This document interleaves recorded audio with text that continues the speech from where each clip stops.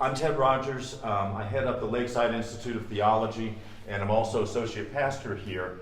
About a year ago, we recognized the need for what we call practical theology. And so we started a series of classes. The first one was on financial management for an expat.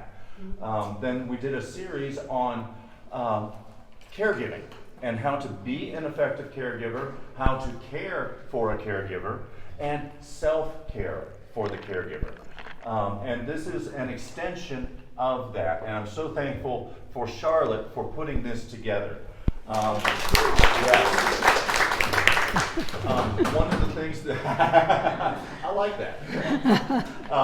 One of the things I want to just kind of brag about for this church is that approximately 70% of the budget of this church goes to feeding. Goes to feeding children, goes to feeding individuals in poorer neighborhoods in the surrounding area. It's called the Dispense Us Ministry. And we're able to do that because none of us on the English speaking pastoral staff are paid by the church. And so with that, so we can keep these ministries going and keep things like this free of charge if this is a good service to you. And if you feel so led, we would appreciate any donations you have. There's a little basket there after this is over. But with that, Charlotte, who do we have today? Okay, thank you so much. Ted is Dr. Ted Rogers and a dear friend and my boss, but neither one of us gets paid here. So the evaluation time is kind of interesting with both. At any rate, we're so glad you're here. It's nice to meet some of you that I had not met before and to see people that I already had met, to see dear friends and old friends. So we're so glad that you're here. We really are. And our church does want to do outreach in this way, to care for caregivers and to give them the information and the skills that they need. So that's one of the reasons that we're here today. I want to introduce our speaker. And first of all, I cut roses from my garden today. So beautiful. Thank you for the rain, right? They do better in the rain. Also, I have for our speaker, Jane Wyatt, a Tupperware canister. Oh, cool. It's a blue peacock. It's one of my most favorite pieces. So this is just a gift for her because, again, it's a free session. Pro bono, as they say. Okay. All right. And then I have a gift for Ted, for him helping out. Dishcloth from France. My husband, Kim Shelley, right here, is a professional video producer, and he is videoing the session today. Kim, can you say hi? Hi. It will be on the Lakeside Institute of Theology YouTube channel. Yeah, we'll send out all the connection information for you all. Yeah. And if at any time you cannot hear us, please just, wave, and Jane will speak up, or I will speak up, whatever. But I wanted to introduce our speaker, Jane Wyatt, today. Her sessions are amazing because she's lived it. Not only did she have all the professional training and degrees as a counselor, but she also had a loving, dear mother that had dementia, and she was her caregiver. So she walks the walk and talks the talk, and can help us all understand, because we just don't know who is going to come into our lives and need some caregiving, okay? So Jane also is an author.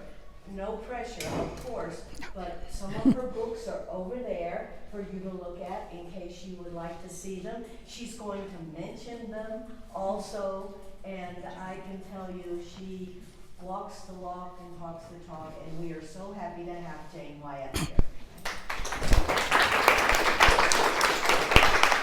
This is the neatest introduction because they already gave me something. And so if I'm horrible, I still get to take you home.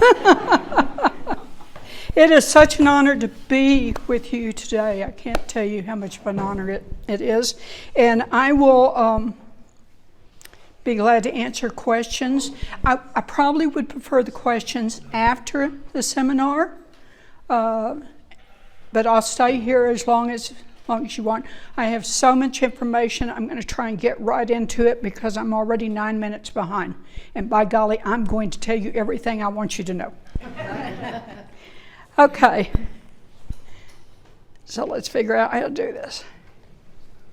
Come on, you can do it. Okay, what'd you want to be when you grew up? Lauren? I don't know, I'd be a school teacher. A school teacher? How about you? Author. An author? Well, it's not too late for that. Okay, sir? Architect. Architect. And did you? Yes. Well, y'all had really lofty goals, much more important than mine. I wanted to be a cowgirl. Now, isn't that a cute little face? Come on. Much cuter as a kid. You know, I had Dale Evans and Roy Rogers, and I wanted to be one of those and ride Trigger or Silver or whoever it was, you know. But I wanted to be a cowgirl. But how many of us that are in this room today that are dementia caregivers, or caregivers of any type, got up when we were young and said, I want to be a dementia caregiver? Nobody. There was no training in our past. There were no courses in our past. 20 years ago, I worked for hospice. Can everyone hear me back there? I'm doing good? A little louder? Well, you need to be sitting in front anyway. That's Deanne. She's a very, very dear friend. Okay. Okay, so 25 years ago, I worked for hospice, and that's when I first got interested in the role of the caregiver, because even at that time, they were called the hidden victims. And so I was doing a series of presentations and training for hospice workers and for others on the emotional impact that caregivers go through. 24 years later, I looked back at some of my presentations. Do you know on the list of chronic illnesses, dementia was not named? Wow.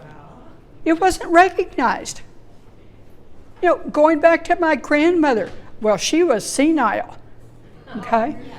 Yeah, we had all sorts of ways of saying it, you know, but we didn't recognize dementia. And so none of us grew up with any training on how to be a dementia caregiver. I believe if I had to write a help wanted ad today, it'd look like this. Okay, untrained, that's all of us. Family member or friend? Friend. To act as a nurse, okay? What do you mean a nurse? Well, somebody's got to monitor the medications. Someone's got to see if there's any unusual behaviors, such as what starts out with UTIs. Someone has to be aware of the medical needs of the dementia patient. They've got to be a housekeeper. Now later this afternoon, I keep saying this afternoon because in my head it's next presentation is going to be afternoon. But there's going to be a comment that maybe sometimes family and friends can help with certain tasks of housekeeping. But bottom line, the dementia caregiver is in charge. That's a project manager for us. They have to be the cook.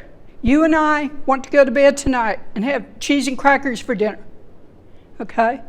We want to get up in the morning and have donuts and a candy bar. That's fine for us. But when we are a caregiver, we are responsible for making certain that the person with dementia that can't make the choices gets correct nutritional value. So we are now an official cook. You have to be prepared to work as a home health agent. I don't have kids, I have cats. So I didn't grow up changing diapers, changing beds, showering someone, okay? I had no idea of the personal hygiene task I would need to learn how to do. and ability to lift and transport, and that's very important. You know, we think we're all big strong. Well, I did think I was big strong, okay? I can't barely lift my Dr. Pepper right now. Thank you to the streets of Japala, yeah, the sidewalks, yeah. But we have to learn how to lift and transport, because even when they're in early stages, at some point there will be a time when their brain doesn't communicate with their legs, and you're going to need to help them up. Okay, we're going to continue. This might be better if I use my left hand. Okay, God knows all the legal matters and insurance matters that we already hate. Well, now you're taking them over for at least 2 people, because they have no way of handling all that. I can barely handle it. Liaison with insurance companies or Medicare. A manager of any social interaction. This is a big one for me, okay? Because, and you'll hear me later say, part of the reason I got into this is that when a person is in stages of dementia, all of a sudden family and friends start drifting away. Where they had coffee every afternoon at 3, they never even come down to visit. Where family and friends wanted to always come by grandmother's house, they don't do it. And so, as a dementia caregiver, you then become a manager of social interaction. We're going to be talking about that more in a little bit. And then other responsibilities as needed. This is interesting. I also have essential tremor disorder. So, I've just jumped ahead. Don't look. Don't look at that. That is not a cocoon. Okay, and the last thing on the help I wanted, it's going to be a full-time position. Even, I know some of you are concerned about people back in the States or in Canada that have dementia, and you're concerned about how you can help them. Even if they are in a memory care center, if you are the primary dementia caregiver, you are going to be concerned with their care 24 hours a day, 7 days a week. And forget salary and benefits. Although I will maintain that there are some benefits. Now, this is me. I was fat, dumb, and happy.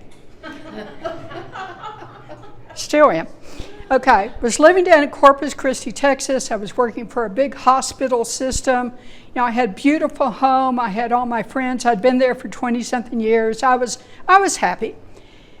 And then all of a sudden, I got a phone call, and this job had opened up in this little place called New Braunfels, Texas. And it was just a great job. But I'd have to sell my home and I'd have to move. But the big point that was most important is my mother lives 45 minutes from New Braunfels. Now at this time she was 79. She was still active. She was still going strong. But I thought, you know, it's getting close to the time Mom might need some help. So I should go up there. And so in 2000 I moved to New Braunfels. Now, I was going to live down there, but I realized I was seeing Mother more when I lived in Corpus Christi than I was when I was 45 minutes away. So in all my wisdom, I moved in thinking I was going to build a house, and we were going to move in together. Of course, I didn't tell her this until I brought home the house plans. And I said, look, Mother, this is a house I'm going to build, and this will be your part, and this will be my part. And she said, Jane, I have always told you I will never live with my children. And I said, but Mom, I'm living here. And she said, that's all right. You can live here as long as you want to, but I'm not moving in with you. So I rolled up my house plans. I don't even know where they are. And for the next, 20 years, I lived with my mom and had a glorious time. She was special. She was, I can honestly say, she was my best friend. Now, she was exceptional. I'm not pulling your leg. She wasn't perfect, but she was exceptional. I'd come home from work. We'd sit on the back porch, watch the wildlife, the deer, the whatever else is out there, and we'd talk and we'd visit. We took 4 different cruises. We made a number of trips. As I said, she was totally active. At one point, I had to go into therapy because Mother got a boyfriend. And she was bringing her boyfriend. He was thank God, lived in another town, but she was bringing him up for the weekend. And I said, well, where is he going to sleep? And she said, well, with me.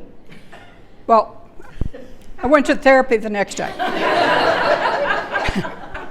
That was too much. Fortunately, he did not last. All he wanted to do was watch Wheel of Fortune, and she was way too active for that. So she did her thing, I did my thing. Both of us were very happy. My fat, dumb, happy caterpillar existence continued. But I bet you can guess where this goes. Slowly, this horrible progressive disease of dementia creeps up. Now, I was in as much denial as anyone. I don't care how many fancy degrees I have. I would take her to the neurologist and he would want to talk to me about memory. And I'd say, she has age-appropriate memory loss. That was my term. And it took a number of years of it getting worse and worse and her needs being more and more till I realized, no, she has some form of dementia.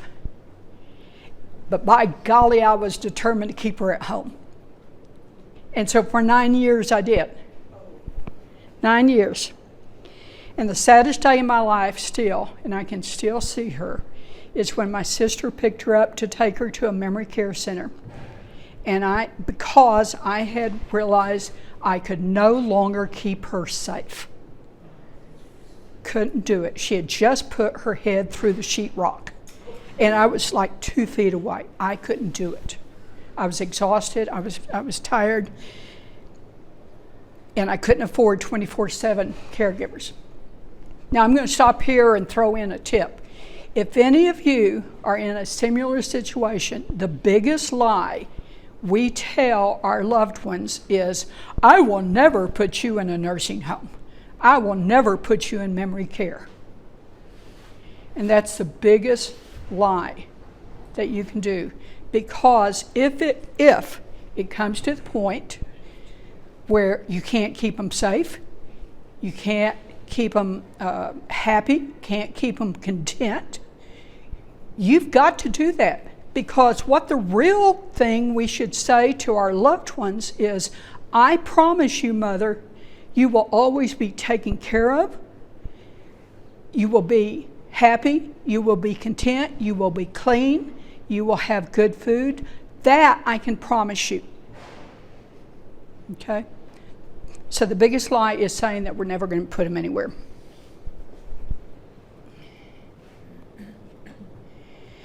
So that's why I relate to the caterpillar. I was just going through life, happy.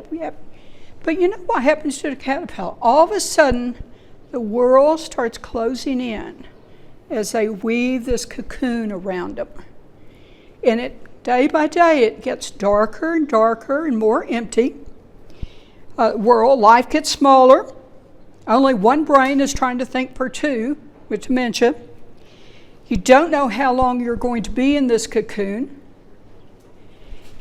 And it's just a lonely, sad place, because not only have they lost your friends, you don't have time for social interaction. You know? And this business about, I'll read about dementia and learn everything I need to. Tell me when you're going to find the time for reading. Tell me when you have the time to learn. That's why I love that people are here today, because you've set aside a few hours to learn something. I didn't have that. And so, kudos to y'all. If you read the scientific description of what's going on in there, it is so gross. I really didn't want to read it more than once. They call it, everything just falls apart, and they call it caterpillar soup. It just all gets real mushy, and you can't imagine that anything is ever going to come out of that. Okay? But eventually it does. Finally, the cells begin to reorganize, and the body is being reinvented for the caterpillar. That's what's going to happen to all dementia caregivers. I love the description that dementia caregiver is waking every day to go to a new funeral, because that's what it feels like a whole lot. Okay, but there, yes, ma'am. Which part? You want me to go back to the caterpillar? Or waking up to go to another funeral.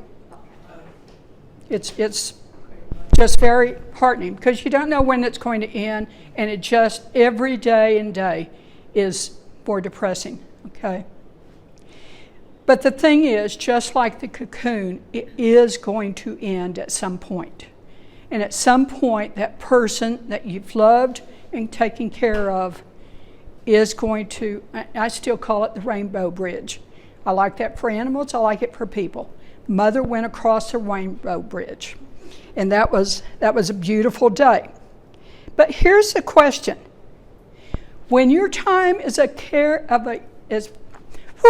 when your time being a dementia caregiver is over, what do you do? You know, all these years or all this time you've been thinking, oh my gosh, you know, I can't wait for that to be over, so I can return to reading and watching an entire TV show and going out with friends. And for me, what happened is I was happy. I mean, I was happy that Mother had passed, because I knew she didn't want to be here. Okay? I was fine with that. I had prepared for a long time. And I thought, I'll just move back to my life before. And I moved back to my life before and started working again. And, you know, it was a technology type job. And in 3 years, technology has changed. It was ever so much stressful. It was just horrible. I didn't enjoy it at all. And so I was sitting on my back porch one night, and I felt a change. I started thinking about all the things with my mother that I had done right. But then I started thinking about all the things I had done wrong, that I wish I had known better how to address situations. And I'm glad we're in church, because I'm certain Ted can testify. I felt a change come over me. And what it said is, your legacy, your memorial to your mother, is not to do this work, making money, but to become someone who shares and talks to dementia caregivers and helps them along their path. And so I quit my job, and that's where I am. So, but do you recognize what this is? It's a moth. Came out of that cocoon. Okay? And that's my feeling of what it's like if you just return to the life you had before without learning any lessons from dementia caregiving. What I much prefer, and I don't equate myself to a butterfly, the beauty of a butterfly, but I do like to acknowledge that lessons learned from dementia caregiving were so important that they've shaped my entire world. Not just how I dealt with a dementia caregiver, but how I react to people, how I react to life. I call it kind of like my golden rule. And so today I'm going to go over, I think it's 6 lessons that I learned, and that, quite frankly, I hope you learn also. But before I do that, I want to ask 3 more questions. Who is to blame for my loved one having this horrible disease? Who's to blame? Are they to blame? Okay. Are you to blame? Okay. Lots of caregivers want to put blame somewhere. It doesn't belong anywhere. There is no blame. Who can make changes for them? Can they make changes? No, they don't have the cognitive ability to really make the changes that could be beneficial for the most part. I know that part of us, we all want the person with dementia to have decisions and choices, but sometimes you may have to steer those. In fact, in Who Has the Choices, here's a tip for dementia people, caregivers. If you have, say, a pair of brown pants and blue pants, and you really want them to wear the blue pants today, but you want to respect them as individuals, you say, Dan, do you want to wear the brown pants or the blue pants? And by emphasizing and making the blue pants last, that's what they remember. And so they feel like they have been given a choice. They're a part of this. And quite frankly, you didn't care whether it was brown or blue, but you would prefer the blue. And so they don't have a lot of choices except what you can steer them toward, because you're going to be the one that's making the choices. When I put all this together in my head, I came up with what I call my signature statement. And this didn't come up easily. This took me several years to formulate. And this is on your handout sheet, because I consider it one of the biggest tips I can give you. And quite frankly, I have this posted still all over my house. Successful interaction. Well, of course we want it successful. We don't want to have the bad interactions. Successful interaction with a dementia patient can only be the responsibility of the person not cognitively impaired. I'm sorry, but it's all up to you. You are the only one that can make decisions, make choices. You can learn, do your best you can. It's overwhelming, I know, but you are the person that has to do this. And that requires emotional, mental, and physical preparation. Today I'm going to be talking about, or this morning I'm going to be talking about the emotional aspect of that.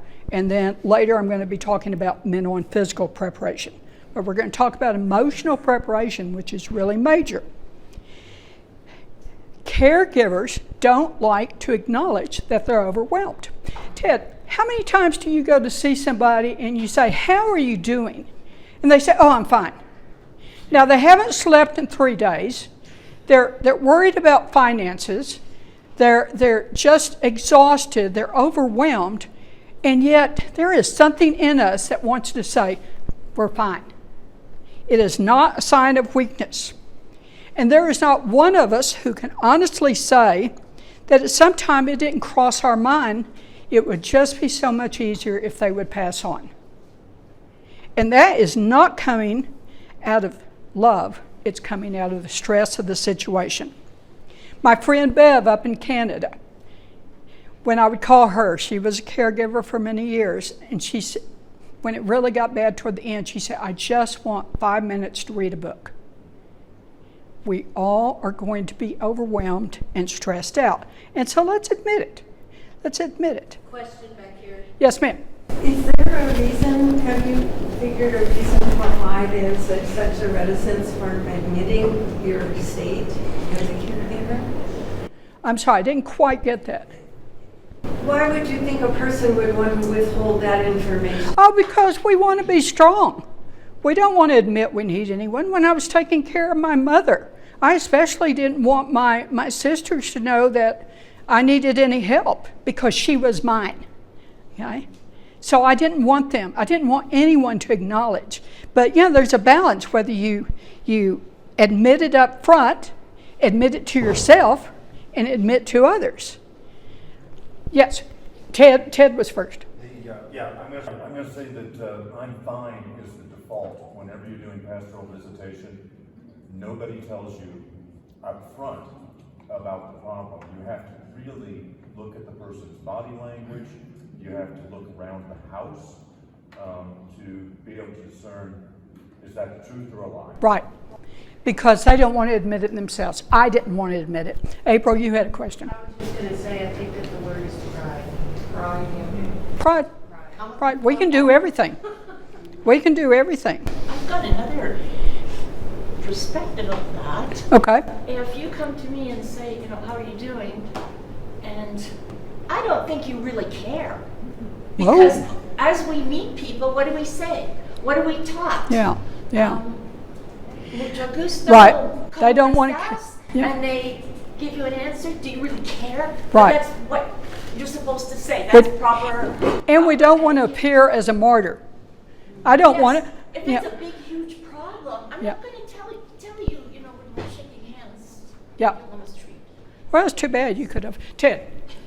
Just to segue off of what Sandy said, first gave my wife a very, very nice compliment, saying, whenever I walk past you and you say, how are you doing, you actually stop.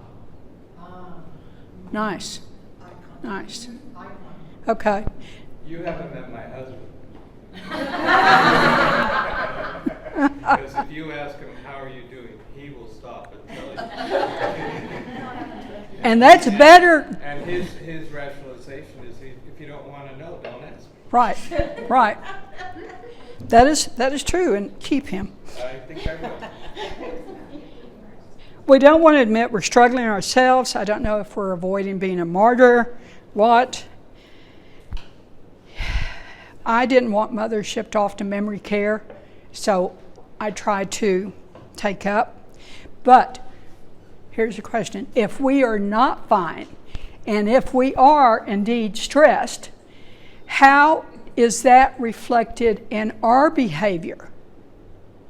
Do we get cranky? Do we say things to them that we wish ye hadn't? With dementia, do we ever just say, please, I've answered that question 20 times, don't ask it again? Okay. Why can't you do that for yourself? We get bitter, we get overwhelmed, we're tired, we're stressed. But, and that's all of us, but there are 2 caregivers that I want to hold up for you that never said a cross word, never lost their temper, never said a mean thing. They never made a bad decision.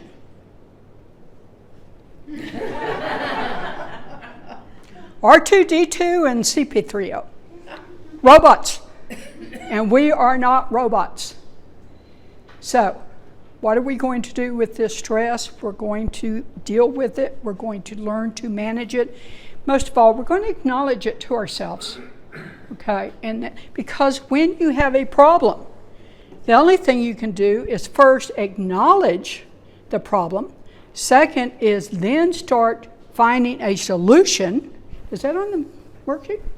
I'm going to have to borrow this. 3 things. Yeah. Acknowledge the problem, figure out the solution, and put it into action. See how fast I remember things? I did this handout several days ago. It's out of my mind. Okay, and so my first lesson, number 3, is that we learn to ask for help.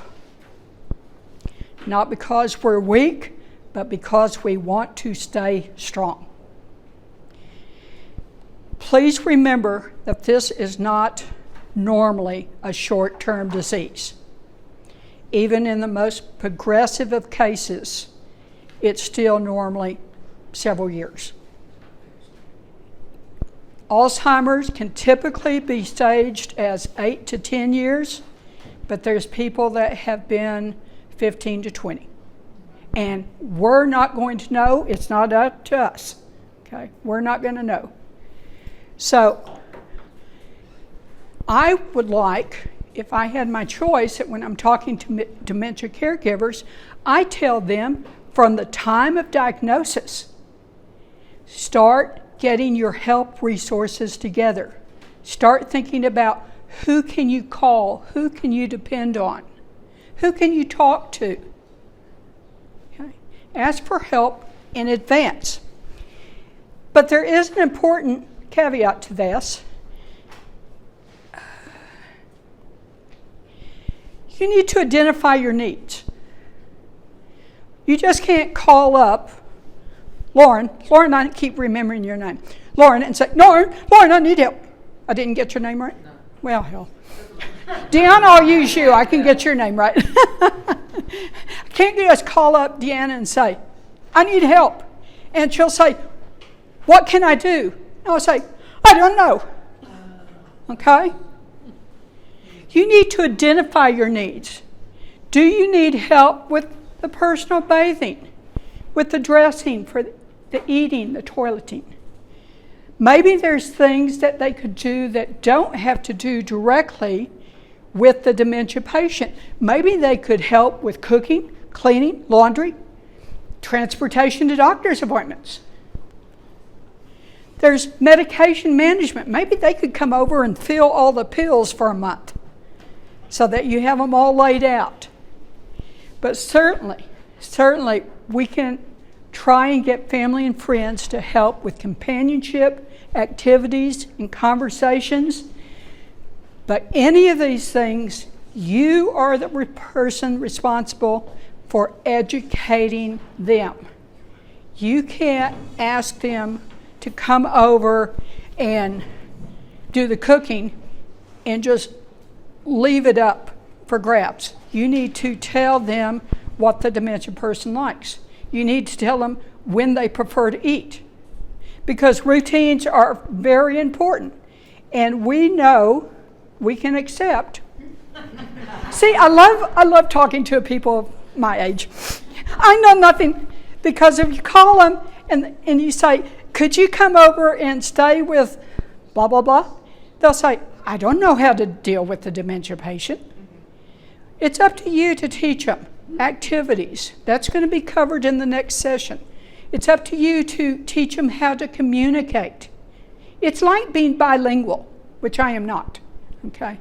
But it's like being bilingual. You have to learn a new language with a person with dementia. Okay, so you talk to, I was going to mention, I had this situation, but it wasn't with dementia, which would have made me totally comfortable. But a person called and was flying to New York from Texas and needed me to stay with her 3 cats, 1 dog, and her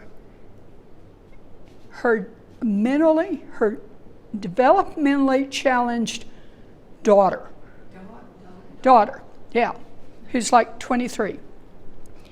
And I keep saying, what sort of diagnosis do we have? Oh, I don't know.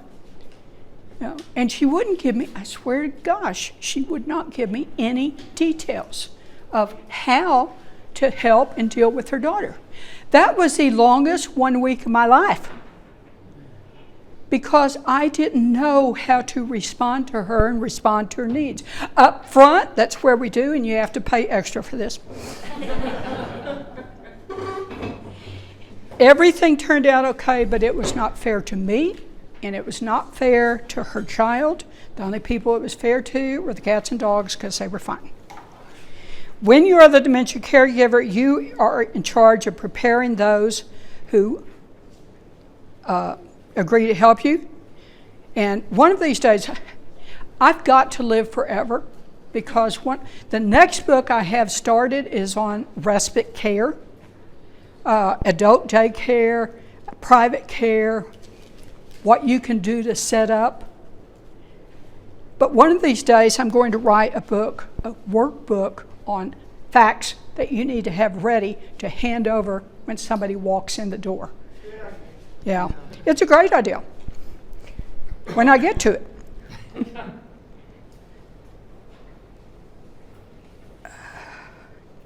Your preparation is vital to let them know the routines. Mother liked to take a nap after lunch. That was important. You don't want to ask someone to go over and see someone when they're going to be sitting there sleeping. Okay. Their activities. What can they do? What can't they do? You know, you leave people to their own and you say, oh, yeah, mom likes to work a puzzle, and they get the 300-piece puzzle and go over there. You know, no, no. You need like maybe a 12-piece puzzle with plenty of bright colors. Behavioral. if there are any behavioral issues, it is the responsibility of us as caregivers to tell the person that's offering help. You know, if they're getting agitated, if they get sad, if they get depressed. What if they get sad? I walked into the memory care center one day, and there was Ginger just crying. Ginger was 89, 90. I said, Ginger, I sat down with her, Ginger, what's wrong? They just told me my mother died. Well, if you don't know anything about dementia, how are you going to handle when they're living in a past situation? You need to prepare them. If she says, Daddy's coming, as soon as Daddy gets off work, we're going for ice cream, you say, great. Daddy died 100 years ago, but what flavor are you going to get? You don't have to tell them everything, okay? And certainly they need all the emergency information, whether you're going to be gone 5 minutes or 5 days. Emergency information with everything a person that's coming in to help you needs to be on paper and in an accessible place. Now here's a big one. This is a life lesson if I get to it. Expectations and acceptance. Okay, you're willing now to ask for help. You've learned how to be specific on what you're going to ask for and help them prepare. So now you go to neighbor Richard and you say, would you come sit with Dan while I go to a movie? And Richard says, no. Now, we don't know. We are not in control. We are not responsible. We cannot assume what someone else, why they say it. But we don't take it as a personal rejection. If you know Richard good enough, you might want to probe it a little bit later. But understand that expectations are premeditated disappointments. I think that's on the worksheet because it's a standard that I try and hold on to. If I start having expectations about someone and they don't meet it and I get mad or I get sad or disappointment, I need to go back and say, who was in control of that? I was in control of that. I set myself up to be disappointed. I have no right to expect anything from them. But I think just as important that when anyone says no, you acknowledge that you don't know what's going on in Richard's life. There was this story about a guy, probably here in Chapala, that was behind a very slow-moving car. And I'm sure the slow-moving car probably had gringo license on it, okay? And so they're honking, and really getting upset, and why can't they go the speed limit? Well, it turns out the person in the car had this huge fish tank in their back seat. And it's hard enough to go over the cobble streets, but if they had gone any faster, the fish would have been dumped out and everyone died, okay? The point of this is we don't know what's going on with the car in front of us. We don't know why maybe they just don't feel comfortable with dementia patients, but if they don't, I bet they could go shopping. I bet they could do something else for you. So it's a matter of knowing what you need and knowing how to, not being afraid to ask more than one time for more than one thing. And if you finally get to where they say, please don't ask me anymore, that's when you know it's on them, it's not on you, and you accept where they are. Lesson number 5. Oh, this is so easy. Everybody talks about taking care of you, right? Well, they do. They all talk. Oh, you need to take care of you. What do you do for self-care?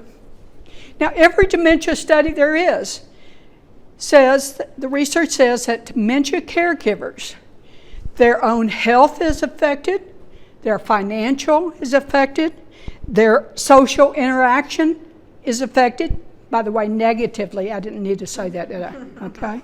They are affected because we don't naturally practice self-care. Remember the instructions given in an airplane. Okay. Low altitude, that comes out. You put your mask on before you help the children and the old people. Okay? And I remind someone if I'm sitting with them, I'm old. You know, make certain you get that gas mask on me, air mask, whatever it is. It's probably gas mask. Okay. But you know the study I'd really like to see is when that happens in planes, how many people actually follow the instructions. It's one thing to know it. It's another thing to do it. Because we get right back into, I must be the caregiver. I must sacrifice myself for everything.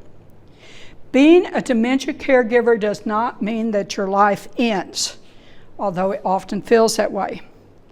But this goes back to the foundation statement that read you. How you treat yourself can only be your responsibility, not the person that's cognitively impaired.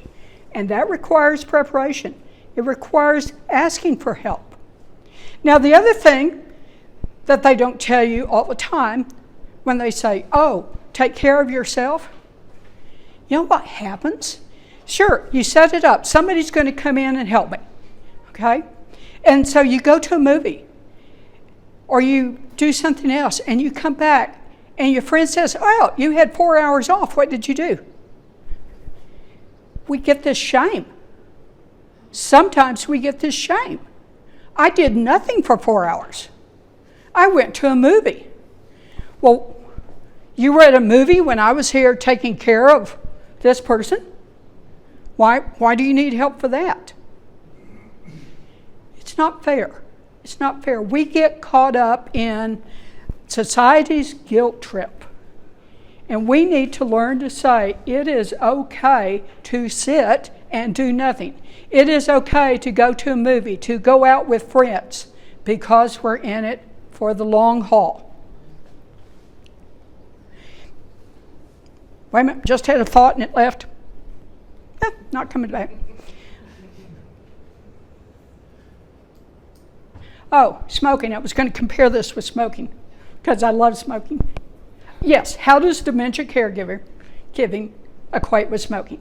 Mark Twain said that smoking is the greatest illusion of doing something when you're in fact doing nothing. Now, how many of you that worked, it was okay for your coworkers to go out for a smoke break? But was it okay for you to sit there and take 5 minutes of not doing anything? No. I considered starting to smoke, or at least getting a fake one, you know, because they took more time out there. They got fresh air. You know. So we need to realize that it is okay to do nothing, and that is a way of taking self-care. If we get some respite care and we have somebody come in for 4 hours, that doesn't mean that that's our time to do the laundry and run errands and do all the million things that we feel like we need to do. That is our 4 hours we need to take care of us. Okay, and lesson number 6. I love Maya Angelou. I got to see her in person one time. This incredible wise woman. And this is my favorite quote. Do the best you can until you know better. Then when you know better, do better. Now take that a little deeper. I was sitting on that back porch thinking, oh, I did all these things right for Mom. But I also was thinking about all the things I did wrong. Okay? And I had a hard time in some of those instances, and many of the instances. I'm not going to go into them. But I didn't handle it right. I didn't handle it right. But you know what? I didn't know any different. I didn't know how to. And so what I learned through taking care of my mother is I needed to learn self-forgiveness. I needed to learn to be able to say, I did the best I could at the time with what I knew. And to let that go. But by golly, now this is kind of why I'm in this business, is because I'm taking the stuff that I didn't learn the first time and sharing it and trying to help caregivers don't do the same stupid things I did. Come on. Okay, so my 6 lessons is the foundation state, recognizing stress, asking for help, expectations and acceptance, taking care of self. Now, which of these would not be something that would be valuable after your days as a dementia caregiver are over? None of these. None of these. These are things that should be life lessons. So what will change your life long after you're no longer a caregiver? If you learn these things, you will become a better person. I became a better person through dementia caregiving. I wish I had done it years earlier. Because it is you that has a choice. You can either be a moth or you can be a butterfly. What do you want to be? You either get better or you get bitter. And it's that simple. You either take what's been dealt to you and allow it to make you a better person, or you allow it to tear you down. The choice does not belong to fate, it belongs to you. So I did a pretty good job, I think, Charlotte, talking fast, did I? What time is the next session? Don't fall. What time's the next session? 11:15. Oh, good. Okay. The Q&A time. I have Q&A time right now, and we can talk about And this. if I could say, I'm going to write my email address up on the board, and if you want the slides, Sure. no problem, email me and I'll send them to you, because I see a lot of you taking photos, so please forgive me for not saying that beforehand. That would be So, fine. Thank you. Now, There you go. continue, please. Okay, so next session, I just want to say that this is going to be the title, Bright Moments with Dementia Caregivitation. And I'll go into this later, but the first book I wrote was Visiting with Love. It's because people don't go to see dementia caregivers, and that made me really mad. And I'm going to say I was especially mad at my mother's church. As long as she was making out the checks every month, but as she couldn't go to church, they never came to see her. When she got moved into memory care, no one came to see her. 2 weeks after she died, which was 9 years after the dementia started, I got a call from them saying, "We just wanted to see how you were doing." By the grace of God, I realized that family, friends, even the church family, don't go visit, not because of lack of love, but a lack of understanding.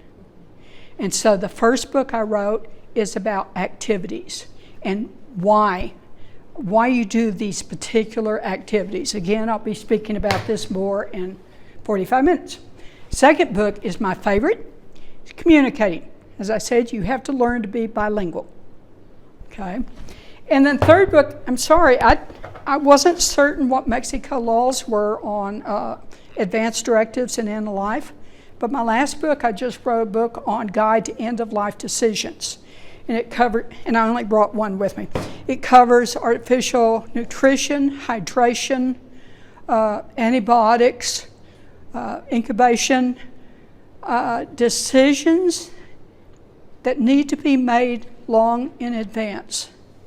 But they're not easy decisions. I tell a story in it about a woman I worked with whose son came in. He'd been in a motorcycle wreck. Not a hair, not a scratch. But his brain was dead, okay?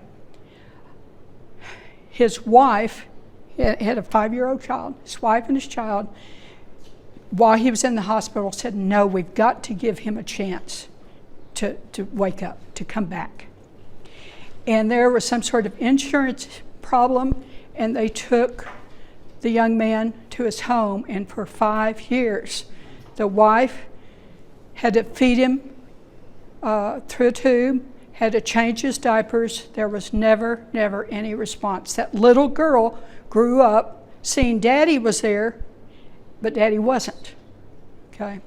And so the wife came to my client, the mother, and said, I finally made the decision, I'm bringing in hospice, and we are going to cut off nutrition and hydration. And so my client came to me and said, oh, how can I let her starve my son to death? And I said, wait a minute. Is he able to feed himself? No. Is he able to drink by himself? No.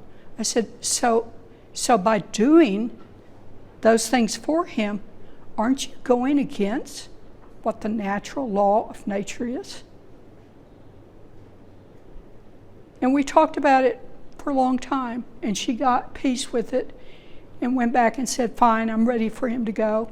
Hospice came in, kept him totally out of any pain. He died 11 days later, and it was a blessing. It's a blessing. So I cover that in the End of Life book because I want y'all to think of things. I was ready to withhold antibiotics from my mother.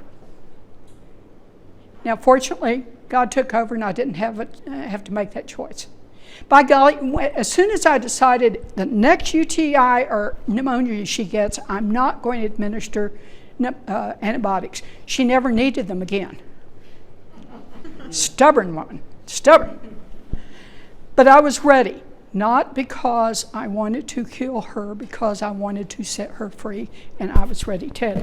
One thing to be very, very careful of and to expect in advance is I was the power of attorney for my mother, and I made the decision because it was in her advance directive. I followed her advance directive on no intubation, no artificial feeding, etc. My sister called the police saying that I was murdering her mother, and she sued me. Yes. Yep. So, I mean, she lost the lawsuit. The police were wonderful, but it happens. you can get it. Oh, and if it can be so simple. Yeah, Mother used to say she could always tell when I worked at hospice and I came back, she could tell when I'd been doing a presentation that day on advanced directives. Because we get to the back porch and I say, now Mother, I want to know what you want about this, this, and this. The same thing I wanted last time, Jane. And, you're in charge. I don't care. I'm not going to be here. Yeah. But I had no doubt of what my mother wanted. I do know that she was angry at me because she wanted to go a lot sooner. But I wasn't ready. I thought she still had a quality of life, and that's what I talk about, quality of life. But it's difficult decisions, but it's something to be thought of beforehand, not when you're at the hospital, when you're in the care. Okay, I'm going to take questions. Actually, I have, in addition to that, and thank you very much for this point, the Compassion and Choices website has a whole planning in advance for dementia. And not only is advanced care planning important for the people we care for, we need to be doing it for ourselves. Yes. Because that's how we get more familiar with the end of life. And when you're caring for someone with dementia, you do become that decision maker. What I'm finding a lot in the States is... Did you hear that? No, okay. We need to ask questioners to stand. Oh, and maybe good turn idea. around because we have a whole audience back there. Okay. And I don't mean to be rude, but that way everybody can hear. Okay. A lot of caregivers don't think about the end because you're in the moment so hard. But CompassionandChoices.org has an entire advanced care planning booklet program, including dementia. And it's worth talking the minute you start noticing changes in a person. You say, we're getting old. Let's start thinking about what we will do when this happens. Absolutely right, and the point I was going to make, what I'm running into a lot in the States, our caregivers are coming to me and their their father, whoever has been diagnosed with Alzheimer's, and they haven't signed any of the legal papers on medical power of attorney, general power of attorney. They haven't done any of that. And if they had the dementia patient sign it right then, it is not valid because they do not have the cognitive ability. It can be challenged in court if they have family that are disagreeing with anything. The time to do everything is way before when you are even think that you're cognitively in a good place, whether your wife does or not. Go ahead and get all that paperwork done then. Okay, question. I was just going to say, I was told by an attorney. Can you yesterday- stand? Yep, stand please. I can hear so much better, thank you. I was told by an attorney just yesterday that financial power of attorney Yes, is clear. yeah. Again, I don't know Mexico laws, but in the States, medical power of attorney is very important. Now, medical power of attorney says that if the person you're taking care of is cognitive and can make their own decisions, they make their own decisions. But the moment that they are not able to make the decisions, you make them for that person. Okay? So, yes. I just wanted to say in Mexico, because it's, I don't know what you would call it, a right to life country. I don't mean it that way, but I'm not using the right term. That you have to go into a lawyer and have a do not resuscitate form signed. Oh, really? Yeah. See, we can do that off the internet at home. Well, no, if somebody went in the hospital right now and you didn't have that, they would not withhold any medical care. Part of the reason I wrote... May I add to that? Yes, ma'am. Could you stand? But I'm loud. I love it. My husband and I decided to go and prearrange for, we're here forever until, so we went to a funeral home, we went to the San Francisco one in Chapala. They directed us to go to a notario. Yes. And they have got a standard form that covers a lot of situations, from final directives and whatever. So between the funeral home and the notarios, you can take care of that very easily. Excellent, excellent. Yes, ma'am. Met with Notarial number 2 this week. Okay. Doing that standard boilerplate for Mexico costs 1,000 pesos. It's cheap and it's easy. They'll send you the template, you fill it out, you take it back, they notarize it, you're good to go. And you can We follow brought the our funeral US home. ones up for both power of attorney and healthcare advance directives, and found out because in the US, they do not attest to your mental state at the time you signed it. We had an apostille, everything, he's going, it won't work here. So, Right. for yourself. Yes. Yes. Yes, ma'am. There's really no reason to wait at all, because it's not necessarily going to be dementia. It can be a fall, a heart attack, a car accident, it can happen tonight. Right. So there's really no reason at all to wait for beginning of illness or anything like that. And old or young, the man on the bicycle, young man on the bicycle. Okay, questions? Come on, let's have some questions here. Yes, sir. It's not a question, but it's a comment that came to me back in Texas, where we lived part of our year. We have a program called Drive a Senior. It may take them shopping, it may take them to a medical appointment. They used to take a lot of people to dialysis. And it was really striking to me one day when the wife said to me, "Thank you, twice a week, out of the 3, we could pick people up." She said, "It's so helpful because when you come and pick him up, I've got time for myself." That made it all the more valuable for me to drive somebody. Yes. And I shared with you how valuable it is. What are you doing with your time? I don't care. It's, she had time, housekeeping, sitting by herself, whatever. But it ties in with that same issue. Yes. Yes. Yes, and thank you for doing that, and it'd be nice to have all of us doing a lot more. Yes, How do ma'am. you suggest people navigate the kind of family issue that Ted ran into in advance? Because I think this is a real common problem. The one who lives far away comes in and goes, "What have you been doing to Mom? What happened?" And what do you suggest? Yeah. that- April, is there a tie-in with that? Go ahead. My dad had Parkinson's, and he had everything all laid out with his attorneys ahead of time, way ahead of time. And so then he just shared it with all the kids. So all the kids were in the same Oh, awareness. It wasn't and then in denial. he died of a heart attack. That sounds, let me answer this, Ted, if you don't mind, before I forget my thought. Okay.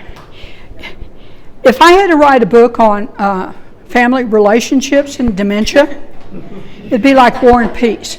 There is probably no greater problem with the dementia caregiver than the children, the other children and families. I think of having a family get together, and you're going to have Danny Denial, who says, oh, there's nothing wrong with Mom. We don't need to take her keys away or her reason to drive. There's nothing wrong with her. You're making it up. Okay? And then we have Judy Controlling, who you are the... we got to remember to wipe off that name. You are the person that's a primary caregiver living there, and yet they're going to come in to tell you how to do things. We have the other person that's from out of state that says, oh gosh, I'm so sorry I can't help, but I'm out of state. Okay?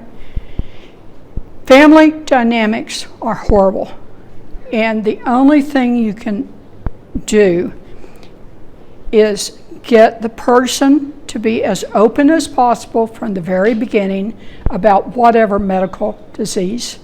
Get the person to try and communicate with all the family that might have caregiving decisions. This is what my desire is, okay? And set up all the legal work. And then as primary caregiver, when they start giving you too much stuff, you can say, look, I appreciate you saying that. Why don't you take care of that? Why don't you take care of the activities, or buying this, or doing this, or getting you're in Colorado. How about you take over all the paperwork? I'll ship it to you every week. Have a good time. Knock yourself out. Okay. But think of that. Yes, sir. We did have all the legal documents dispersed through the family. Sometimes people just get ornery, but a sense of humor really, really helps. I love the statement I saw 2 days ago that God made dogs to make up for our relatives. Amen.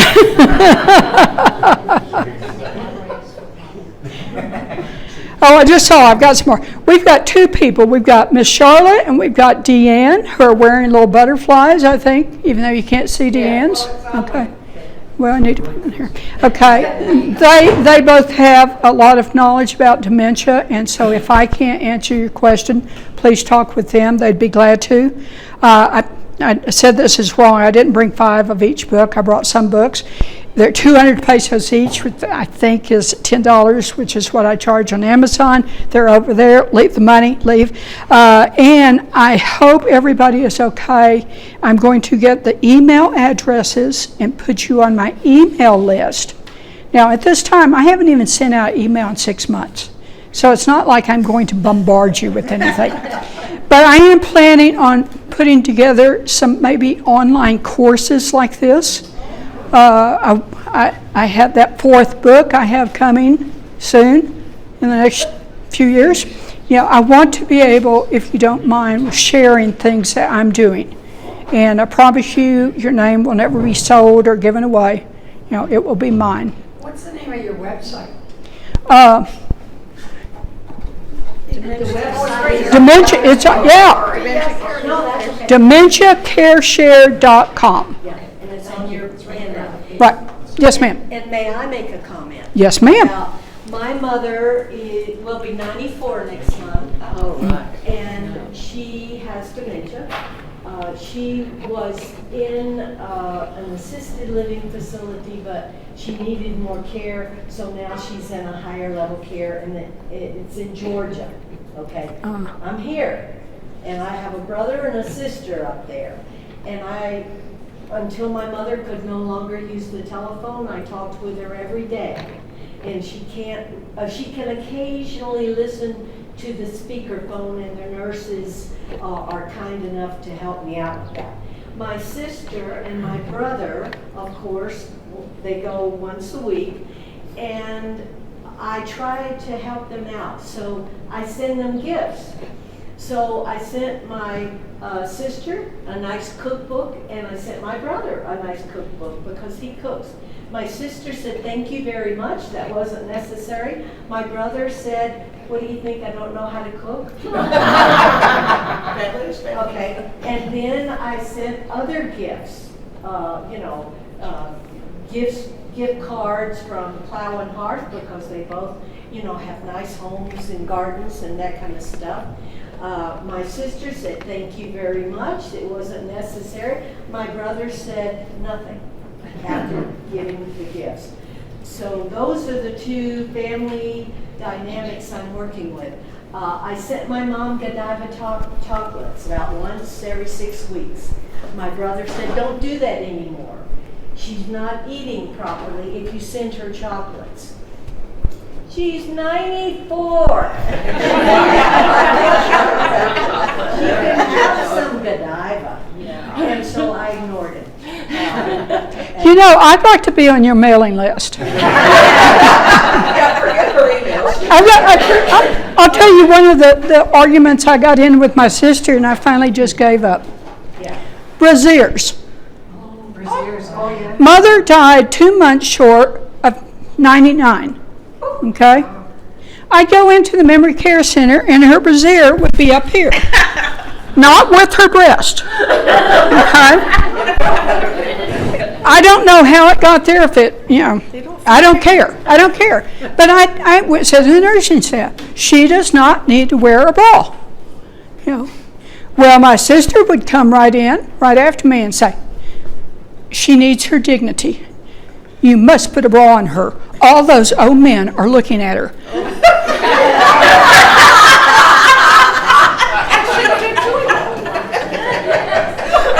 They didn't remember what they were seeing. But I was just like, that was one of the ones I just, wasn't going to battle. So with your families, pick your battles. Figure out what's important. April, you had a question? Well, Comment. I was going to say, I think we should have at least those first 2 books on the front counter of every assisted living place. Yes. Thank you. Okay, you haven't even seen the books. This is not a paid advertisement, by the way. Yes, ma'am. You guys stand up. You won't mind, but I would like to give a plug for Mrs. Loretta Downs, who teaches a wonderful course at the Lake Chapala Society about living and dying well in Mexico. And it was so invaluable to me and my husband because it got me to the notario, it got me to the funeral home, it got me making a list, and I highly recommend her. Thank you. I'm teaching one next week. It's a 2-part workshop on July 17th and 24th, and everybody leaves feeling good. Oh, good. Yeah, and I do cover a little bit of this. Charlotte, hi, Charlotte. Charlotte, is it okay if this lady puts her information up? She's doing a workshop next week on living and dying in Mexico. Can she put her address up there? Okay, please do. Okay. Okay, let's talk. Yes, sir. I have 2 very basic questions. If you can hear me, if not, I'll stand up. Yes? Okay. Where does this disease come from? And how do you know you have dementia? We're going to talk about this in the next session. Oh. But I'll give you simple answers. They don't know. Number one, they don't know. As I said, 20 years ago, they didn't even use the term. And as you'll be shown later, I think there's 16 different types of dementia. I'll cover like 122. I'm out of date.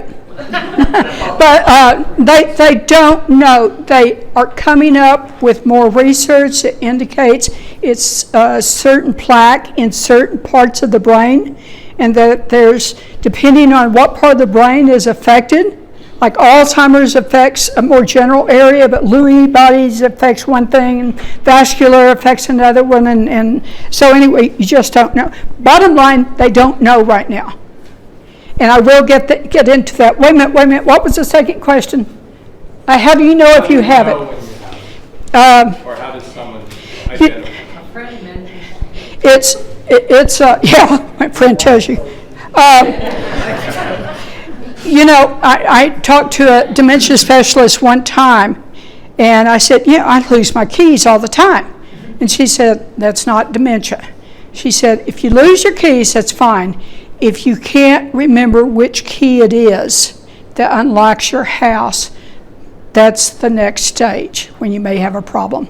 But there are tests, apparently, that are online that you could administer to someone else. You know, count backwards from 100 by 7. You know, remember these 3 things: cherry, blueberries, fire truck.